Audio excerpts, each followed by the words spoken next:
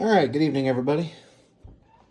So I just received my new Cloud Defensive MCH, or Mission Configurable Handheld, and I just thought we would open it up together and take a look at it. I'm really excited to actually play with this and kind of put it through its paces. Cloud Defensive is a company that I've probably been following for about the last year or so. Somebody actually recommended them to me for a weapons light, and I got to follow along as they created this MCH. It's their very first intro into the handheld market. So I picked it up on the day they dropped. They did have it on sale for $199. I think right now it's $219. A few different options. There's obviously a full-size one over here, and there's obviously one they're calling the micro. Several different color options they have. There's black, clear anodized, flat dark earth, and olive drab green. I ended up going with the clear anodized. And then you do have a few different options even for the light head. So there's a high candela and there's an EDC model. This one is going to be the EDC, and then with each one of those you can do a configuration for either a dual output or a single output. This one's just going to be the single output. So let's open it up and see what we got.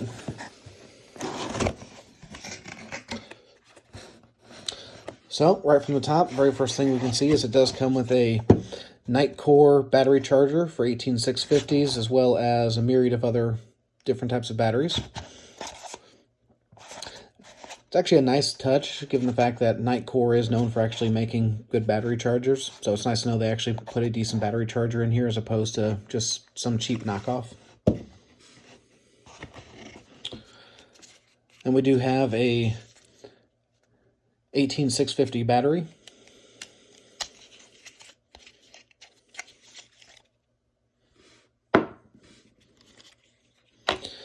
And then one of the things I am very excited about is it did come with these ND rings, is what they're calling them, for negligent discharge. And the idea is supposed to be that you can use these to help ensure that the flashlight doesn't accidentally turn on while it's sitting in your pocket or it's in a backpack or something like that. Make sure it's something that's not going to burn a hole in your pants or kill the battery, as unfortunately some other flashlight brands have done. And let's take a look at the light. And there we go. I'm actually really happy with the clear anodized. I actually really like this silver color.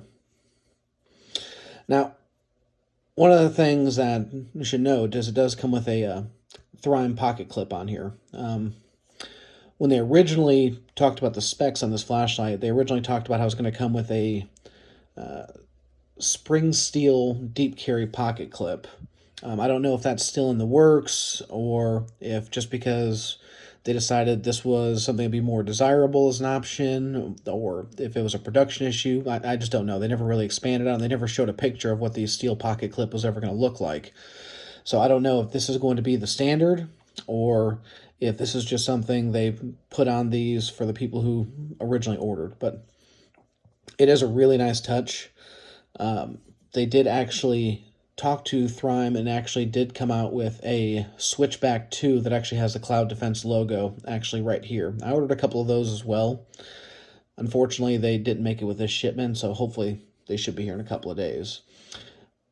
But they did state they actually were in contact with Thrime when they devised this light, just to make sure that if you put any of their accessories on the tail cap for this, that it was meant to be a really solid surface. This is not meant to spin around as it does with some other flashlights.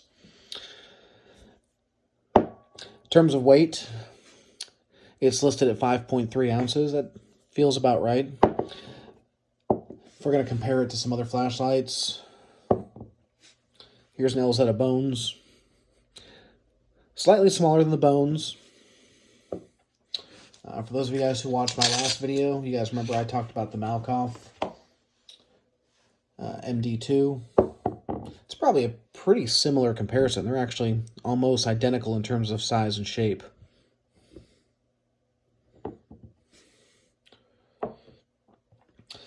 Now, one of the other things they did on this that I really enjoyed, for those that have a Thrime switchback or the pocket clip, I know you guys sort of feel my pain here, that it can be a bit of a pain in the butt to actually take this thing off to put a new battery in. And so one of the things they did was they made it to where you could simply unscrew the head and therefore keep all of this intact. You're not messing with it. You're not having to try and readjust your clip or your switch back. Drop the battery in this direction as opposed to the other way. Whoop. Oh, we got something here. Hold on.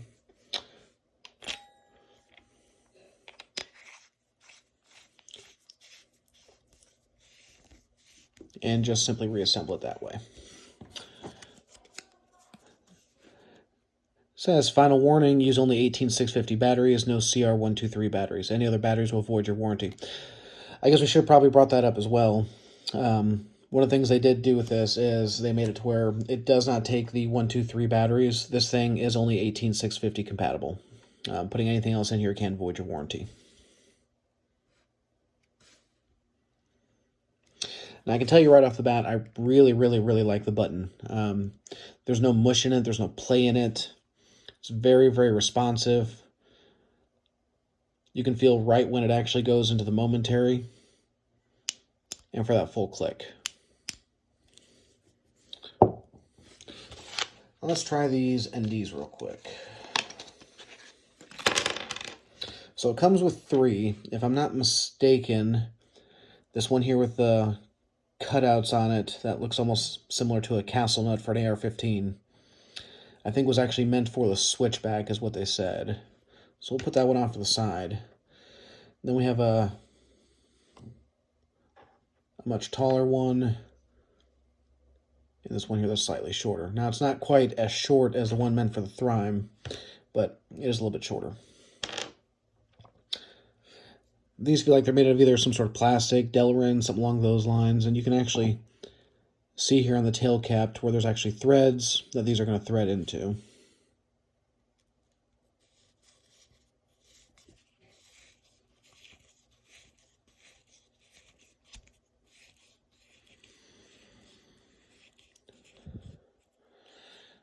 Okay, and yeah, I mean, I could see how that would stop an MD. I mean, I'm putting pressure on the switch and it's being stopped right where that ring is to keep the light from activating. I mean, it's a simple solution to a common problem. Again, I know there's some other flashlights out there, without name dropping, who have come up with some really complicated ways to stop the light from accidentally going off. One in particular where they actually put a sensor up front and the light won't go off if there's anything close to that proximity. And of course, now they're finding out there's issues because now the light's not turning on if there's something accidentally blocking it. It's unfortunately become a bit of a mess. And again, this is just a simple, elegant solution to a common problem. As far as the light itself goes, threads feel nice and clean. Light's got a nice bit of heft to it. Doesn't feel cheap. So at this point, I think it's time for us to just kind of put through its paces and see how it does. All right.